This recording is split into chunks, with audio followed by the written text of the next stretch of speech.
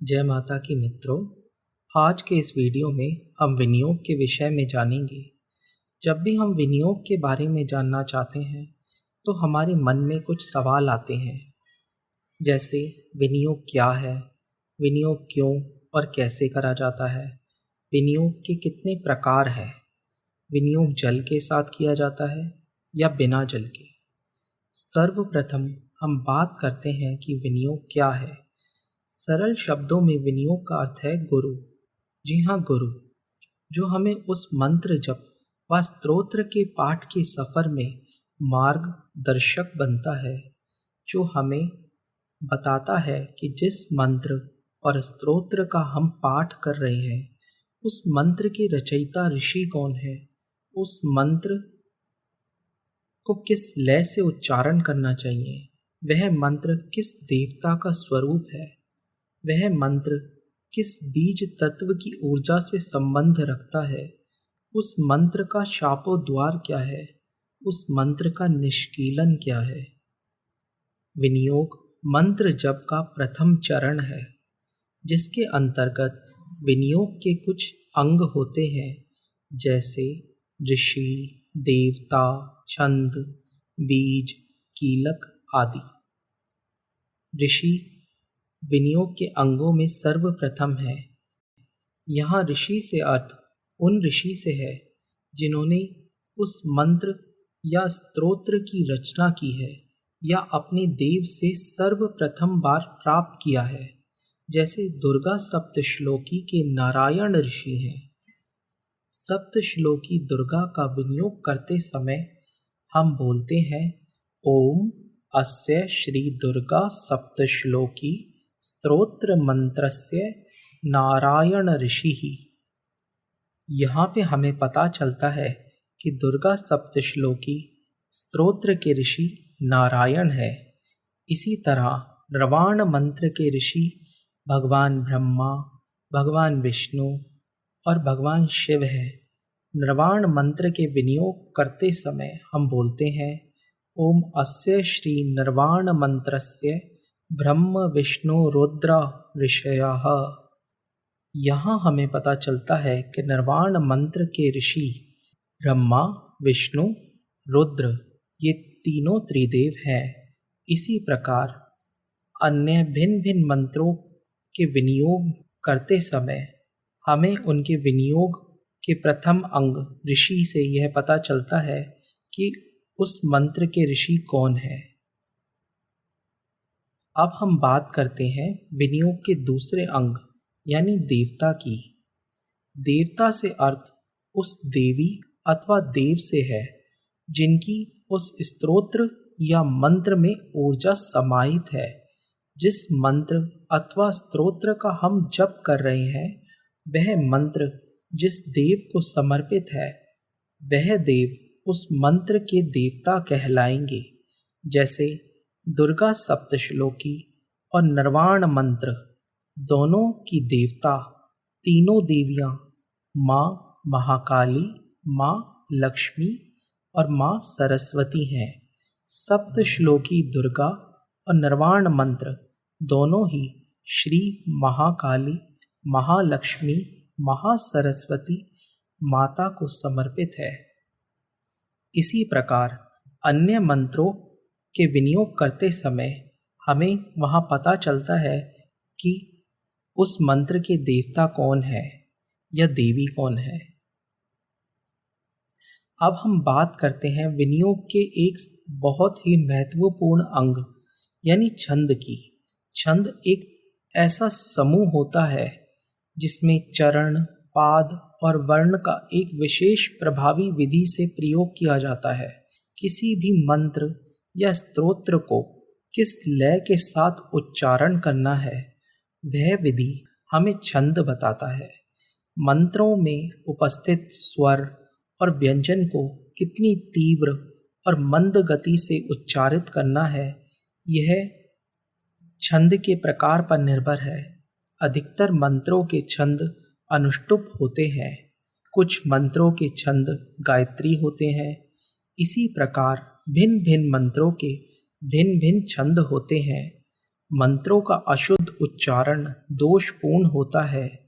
मंत्र जप से पूर्व हमें उसकी दीक्षा योग्य गुरु से लेनी चाहिए अथवा गुरुदेव के अभाव में हमें उस मंत्र जप से पूर्व संबंधित मंत्र के शुद्ध उच्चारण का अभ्यास करना चाहिए।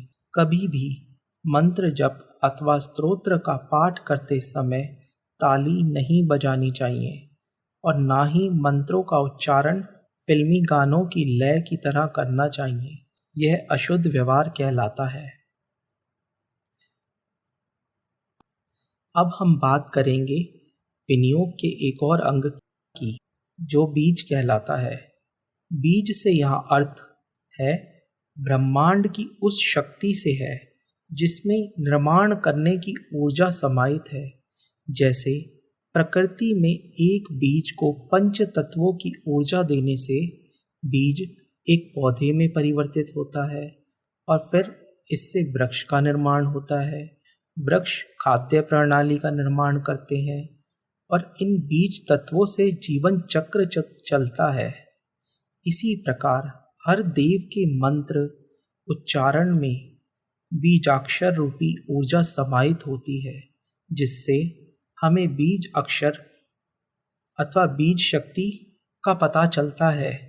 जब भी हम निरंतर मंत्र जप करते हैं तो मंत्र में मौजूद बीज तत्व को ब्रह्मांडीय ऊर्जा बीज से पौधे और पौधे से वृक्ष के निर्माण में सहायता करती है। अब हम बात करेंगे विनियोग के एक और अंग कीलक की। कीलक से यहाँ अर्थ है उस प्रक्रिया से जिसमें मंत्र और स्तोत्र को कीलित और श्रापित किया गया है। सृष्टि के आरंभ में ये मंत्र और स्तोत्र स्वयं सिद्ध हुआ करते थे।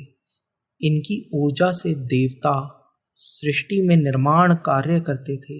इन मंत्रों की ऊर्जा शक्ति को सकारात्मक कार्यों व जन कल्याण के लिए प्रयोग में लाया जाता था, पर अचानक नकारात्मक शक्तियाँ जैसे दैत्य, दानव, राक्षस, पिशाच आदि इन सब नकारात्मक शक्तियों ने मंत्रों का दुरुपयोग करना शुरू कर दिया।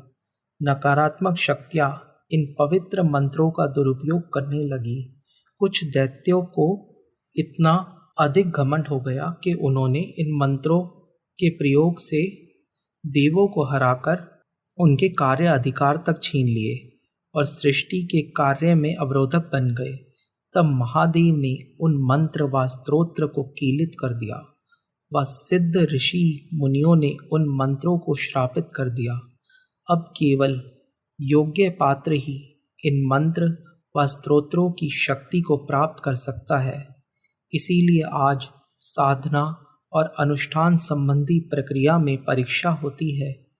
महादेव ने जिन मंत्र और स्तोत्र को कीलित किया उनकी निष्कीलन की विधि और शापोद्वार भी मौजूद है, जो केवल हमें वही गुरु दे सकता है जिन्होंने उस साधना में सिद्धि प्राप्त की है जो स्वयं सिद्ध है।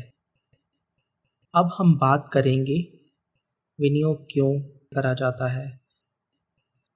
दोस्तों, जब हम सच्चे मन से अपने आराध्य की पूजा करते हैं तो वैदिक और तांत्रिक दोनों ही विधियों की आवश्यकता नहीं होती। तब भगवान और हमारे बीच उनकी योग ऊर्जा से संबंध जुड़ जाता है। हम और हमारे भगवान के बीच के सभी द्वार खुल जाते हैं।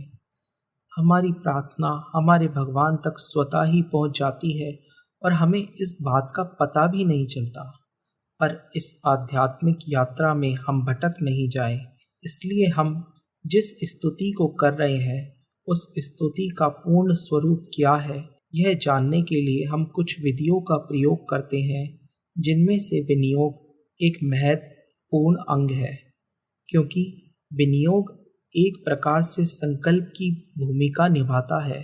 शास्त्रों के अनुसार विनियोग का त्याग कर मंत्र व स्तोत्र का पाठ करने से पूजा का पूर्ण फल प्राप्त नहीं होता। विनियोग मंत्र जप का प्रथम चरण है। इसीलिए मंत्र जप करते समय हमें विनियोग अवश्य करना चाहिए। अब बात करते हैं विनियोग कैसे किया जाता है। विनियोग करने के लिए हमें सदैव सीधे हाथ का ही प्रयोग करना है। हमें एक जल से भरे कलश में से अपने उल्टे हाथ से आचमनी की मदद से जल लेकर अपने सीधे हाथ में लेना है और विनियोग का मंत्र पढ़ना है, और मंत्र पूर्ण होते ही अपने सीधे हाथ की उंगलियों के अग्रभाग यानी देव पर्वत से गिराते हुए भूमि पर या ताम्र पात्र में छोड़ना है।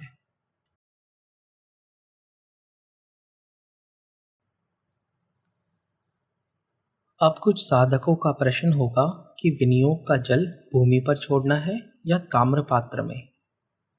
तो इसका जवाब है, पहले के समय में पूजा के स्थान की भूमि कच्ची होती थी, जो कि मिट्टी के ऊपर गोबर से लीप कर बनाई जाती थी। जब हम विनियोग कर जल भूमि पर गिराते थे, तब जल को भूमि सोख लेती थी। पर आज के आधुनिक समय में पूजा के स्थान की भूमि पक्के फर्श से बनी होती है, जिस कारण वो जल सोख नहीं पाती और वह जल काफ़ी समय तक भूमि के ऊपर ही पड़ा रहता है। तब यह संभावना काफ़ी हद तक होती है कि उस जल पर पाँव पड़ जाए या वह जल किसी और प्रकार से अपवित्र हो जाए।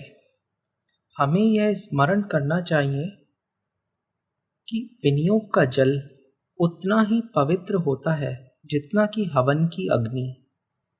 विनियोग करते समय हम मंत्र के ऋषि, देवता, छंद, बीज आदि का स्मरण करते हैं। यह जल हमारी पूजा का दिशा निर्धारण करता है, इसलिए हमें विनियोग के जल का आदरपूर्वक ध्यान रखना चाहिए। और अगर हमें इसे ताम्र पात्र में छोड़ते हैं तो पूजा पूर्ण होने पर उस जल को पवित्र पौधे में डाल देना चाहिए। अब हम बात करेंगे कि विनियोग कितनी बार करना चाहिए। विनियोग भी एक संकल्प की तरह ही होता है, जो एक बार करने के पश्चात संबंधित मंत्र या स्तोत्र को निश्चित मात्रा में किया जाता है। भिन्न भिन्न मंत्रों के भिन्न भिन्न विनियोग होते हैं। एक मंत्र के लिए संकल्प में निश्चित संख्या को जब निर्धारित किया जाता है, तब विनियोग जब आरंभ से पूर्व सिर्फ एक बार किया जाता है, और निर्धारित मंत्र जब की संख्या पूर्ण करके उसे संबंधित देव को समर्पित किया जाता है। जैसे कि हम प्रातः पूजा पर बैठे और हमने निर्वाण मंत्र की 3 माला का संकल्प लिया, हमने विनियोग किया और मंत्र जप आरंभ कर दिया। 1 माला पूर्ण हुई। अब हमें दोबारा से विनियोग नहीं करना, बल्कि दूसरी माला शुरू करनी है और फिर तीसरी। मंत्र जप की संख्या पूर्ण होते ही हमें मंत्र जप माता को समर्पित करना है। विनियोग बार बार नहीं करना है। पर अगर हम निर्वाण मंत्र जप के बाद हम दुर्गा कवच का पाठ करते हैं, तो हमें उसका विनियोग एक बार करना है। फिर चाहे हमें कवच का पाठ एक बार करें या अधिक संख्या में, हमें अपनी पूजा में जितने भिन्न भिन्न मंत्रों का जप करेंगे, उतनी बार अलग अलग मंत्रों के लिए उनके अलग अलग विनियोग एक एक बार करने हैं। अब हम बात करते हैं विनियोग कितने प्रकार का होता है। विनियोग मुख्यतः 4 प्रकार का होता है। जब हम अपनी पूजा की भिन्न भिन्न अवस्थाओं में होते हैं, जैसे पाठ करते समय, जाप करते समय, अभिषेक करते समय, हवन करते समय। अब हम दुर्गा सप्तश्लोकी के विनियोग के उदाहरण से सीखेंगे विनियोग के प्रकार।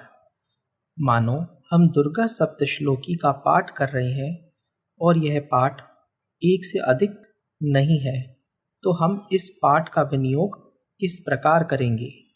ओम अस्य श्री दुर्गा सप्तश्लोकी स्तोत्र मंत्रस्य नारायण ऋषिः अनुष्टुप् छन्दः श्री महाकाली महालक्ष्मी महासरस्वतयो देवतः श्री दुर्गा प्रीत्यर्थम सप्तश्लोकी दुर्गा पाठे विनियोगः। पर जैसे कि हम दुर्गा सप्तश्लोकी का पाठ एक से अधिक संख्या में करते हैं या फिर माता के चरणों में अनुष्ठान करते हैं, जिसमें हमें 9, 11, 21, 31, 51 पाठ या फिर माला पर 108 पाठ का जप करते हैं, तो विनियोग कुछ इस प्रकार से होगा। ओम अस्य श्री दुर्गा सप्तश्लोकी स्तोत्र मंत्रस्य नारायण ऋषिः अनुष्टुप् छन्दः श्री महाकाली महालक्ष्मी महासरस्वतयो देवतः श्री दुर्गा प्रीत्यर्थम सप्तश्लोकी दुर्गा जपे विनियोगः। तो जब हम जाप करते हैं तब हम जपे विनियोग बोलेंगे, और जब हम पाठ करते हैं तो हम पाठे विनियोग बोलेंगे। पर जब हम हवन कर रहे हैं तो विनियोग करते समय हम बोलेंगे ओम अस्य श्री दुर्गा सप्तश्लोकी स्तोत्र मंत्रस्य नारायण ऋषिः अनुष्टुप् छन्दः श्री महाकाली महालक्ष्मी महासरस्वतयो देवतः श्री दुर्गा प्रीत्यर्थम सप्तश्लोकी दुर्गा होमे विनियोग। हमें यहाँ होमे विनियोग बोलना है जब हम हवन करते हैं, पर जब हम हवन करते हैं तो हमें हवने विनियोग नहीं बोलना है, हमें बोलना है होमे विनियोगः। और अगर हम माता रानी की मूरत को स्नान करा रहे हैं, उनका अभिषेक कर रहे हैं, तो हमें विनियोग में बोलना है ओम अस्य श्री दुर्गा सप्तश्लोकी स्तोत्र मंत्रस्य नारायण ऋषिः अनुष्टुप् छन्दः श्री महाकाली महालक्ष्मी महासरस्वतयो देवतः श्री दुर्गा प्रीत्यर्थम सप्तश्लोकी दुर्गा अभिषेके विनियोगः। और जब हम दुर्गा सप्तश्लोकी स्तोत्र से अभिषेक करेंगे माता का, तब हम विनियोग के अंत में अभिषेके विनियोग बोलेंगे। प्रिय साधकों, अगर मुझसे यह वीडियो बनाने में कुछ त्रुटि हो गई है तो मैं क्षमा प्रार्थी हूँ। अगर आपको विनियोग से संबंधित कोई प्रश्न हो तो आप कमेंट बॉक्स में मुझसे प्रश्न भी कर सकते हैं, और जल्दी ही हमारी वेबसाइट भी आने वाली है जिसमें साधना पद से संबंधित बहुत सी जानकारियाँ होंगी। अभी तक के लिए इतना ही। जय माता की।